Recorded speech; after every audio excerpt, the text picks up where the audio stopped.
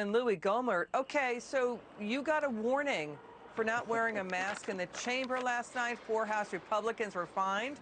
So that's your warning. Can you tell us what happened? Well, we are really outraged.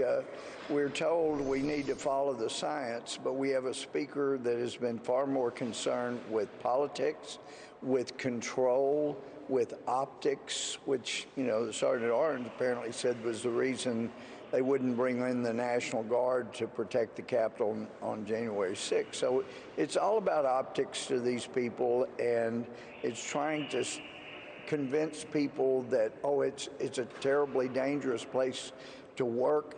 The only thing is, Liz, that the chief of Capitol Police told the entire Republican caucus that there is no intelligence from any source whatsoever that any member is a threat to any other member, therefore there's no need for the metal detectors. And it's the same thing with the mask. Now the CDC is actually admitted, and CDC is not Fauci.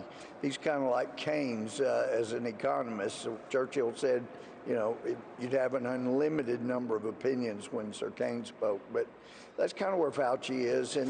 But the CDC says, they're not necessary in a situation like what we have here in the House of Representatives. So it sounds like you're saying that the Democrats are playing politics with this to put out kind of the feeling and the message that only Democrats can keep you safe. But what message does this, by the way, say about vaccines? I mean, is this sending the wrong message about vaccines? The CDC says that, okay, if you're vaccinated, you don't need to wear masks. So where is the science in all this? Well, the science is that if you're still wearing a mask and you're not a threat to anybody, then you're either crazy or you're all about control. And of course, we've seen the president wearing masks off by himself in the great outdoors. So you make your decision. Is he about control or is he crazy? Well, that's for others to decide.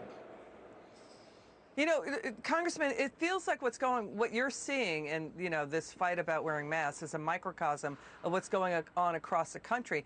For the first time since the pandemic began, COVID cases are down in all 50 states. Yeah. 16 states have no COVID deaths. Hospitalizations are going down. Nearly 4 in 10 have been fully vaccinated.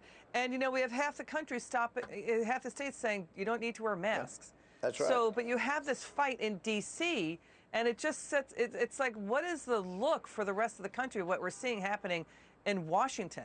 Well, we were just getting screamed at on the House floor over the desire for this commission.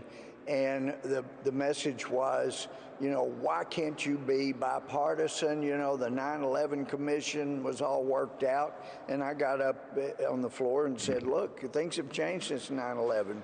Back then, the Democratic Party could actually condemn anti-Semitic remarks from one of its members. Now it can't. It won't.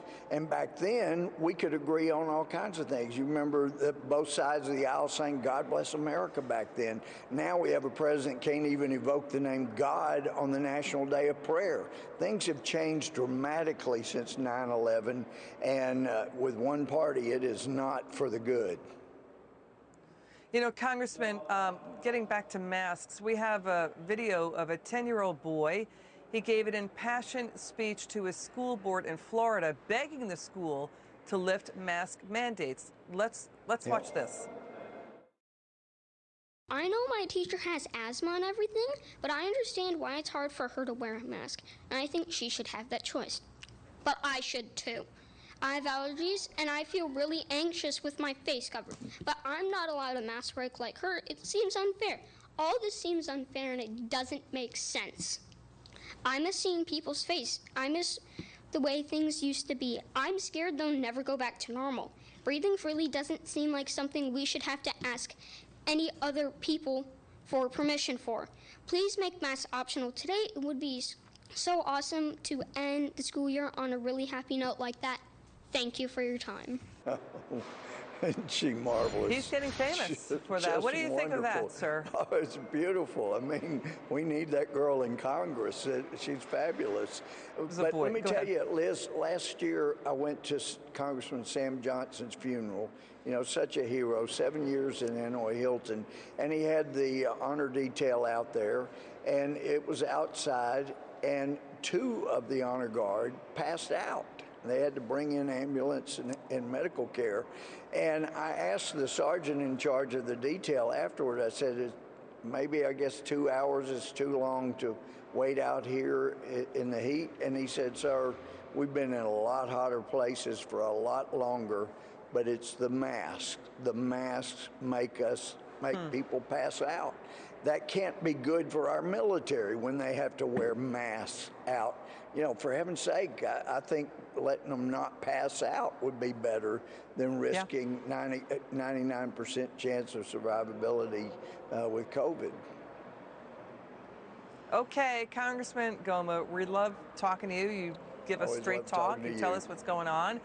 It's good to see you. Come back soon, okay? Always good to be come back with you. again.